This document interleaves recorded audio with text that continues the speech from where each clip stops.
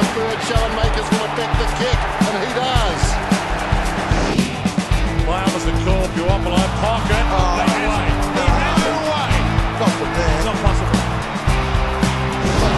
Mitchell, and then Mitchell on the left gets the ball to Hawthorn. Oh, wow! And that's your Zero! 5 seconds to go, then it bounce. 13! 13! Can you believe it? He's kicked 13 on the siren.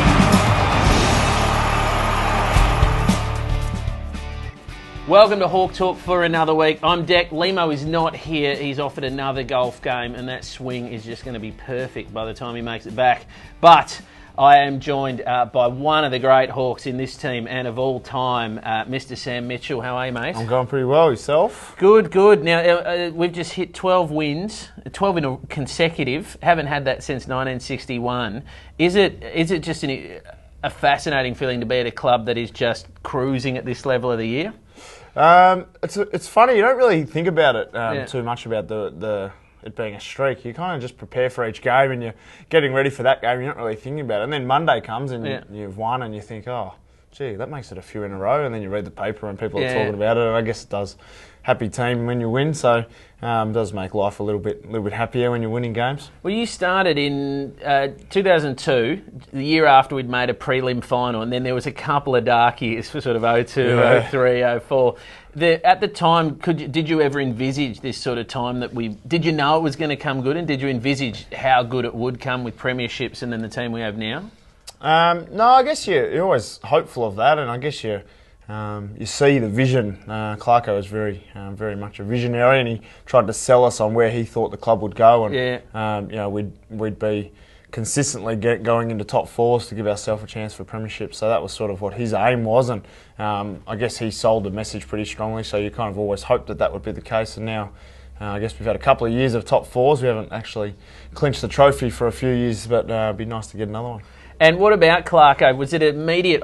It's just an assumption I've made, but I get the sense you maybe have slightly similar personalities. You've both got a sort of intensity and aggression, very tough footballers, and also a sort of preparation. Am I right? Yeah, I guess a little bit. We're probably not all that similar in personality if you meet us, but I guess we both take our footy fairly seriously and probably thinkers of the game, and always contemplating how to pull other teams apart and get inside the way that they play and trying to break down opposition. Probably that's a strong part of our personalities, I guess. And can I ask you, at this stage of the year, the big controversy is players that drop their knees.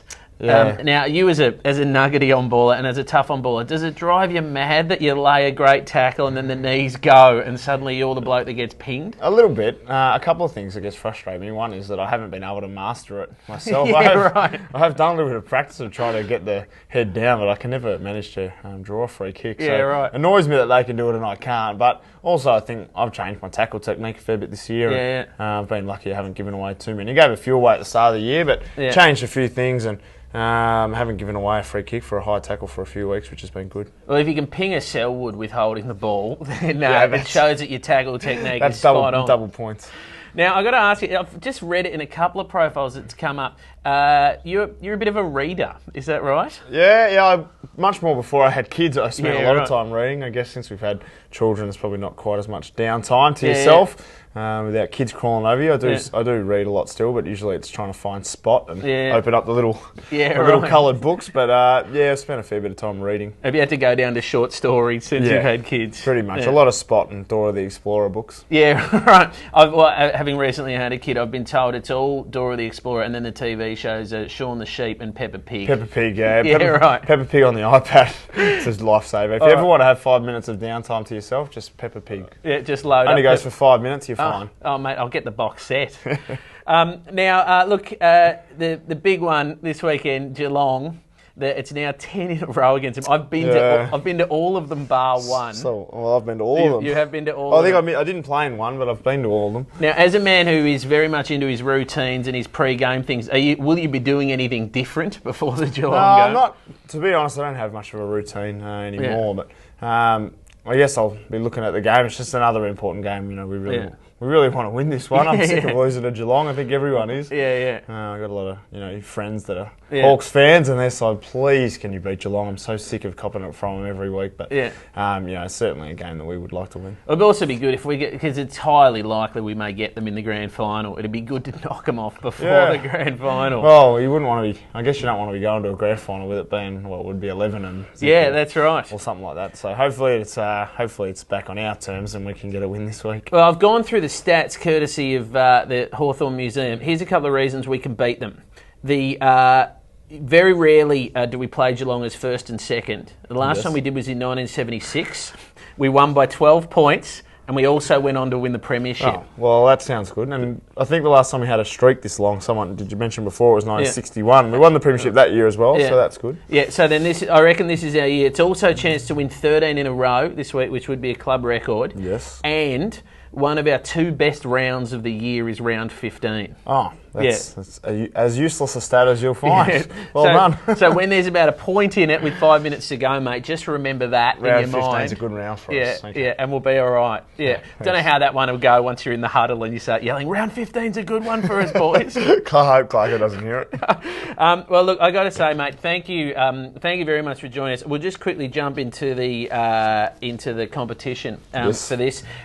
This is last week's one. It was to win a signed Guernsey, and it was who is your favourite backman of all time? We had Brian Lake on last week. He's very laconic, very laconic character. You wouldn't have got much out of him, I wouldn't imagine. I know, he told us how he slept in the grandstand at Whitten Oval. That doesn't surprise me. Yeah, if he slept here, he might have to take the nosebleed tablets for the Sir Kenneth Luke. But the one that I've given it to, there was obviously we had Chris Mew, Chris Langford, David Park, and also Gary Ayres. The one I've given it to was a Hawk Talk watcher called Hugh Moody, who said, whilst Luke Hodge is the most courageous man I've ever seen, Brian Lake has the best dukes in the game, and Gary Ayres won 5 or so premierships. My favourite Hawthorn backman was Trent Crowe, due solely to the fact that he was part of what I refer to as the greatest heist in AFL history. Now, you may slightly be involved in the great heist in that Crowe and Luke McFarlane go to Fremantle for draft picks. Yes. The draft picks turn out to be Luke Hodge and Sam Mitchell. Yes. And then a couple of years later, Crowe returns to the Hawks for a trade for a player called Riley Dunn. Crowe goes on to help us win a grand final, and you and Luke Hodge go on to be 2 of the great Hawks of all time. Not a bad little trade, is it? Not a bad little trade at all. So I've given it to Hugh Moody.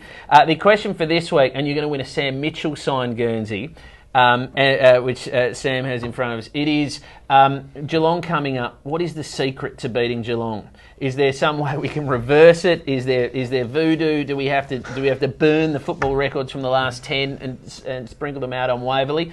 Or is it just a tactical thing? Let us know. It'll be very interesting because the game will be played and we'll be reading them out next week. What is the secret to beating Geelong? Sam's going to sign this. Do you want to have a sign for us, mate?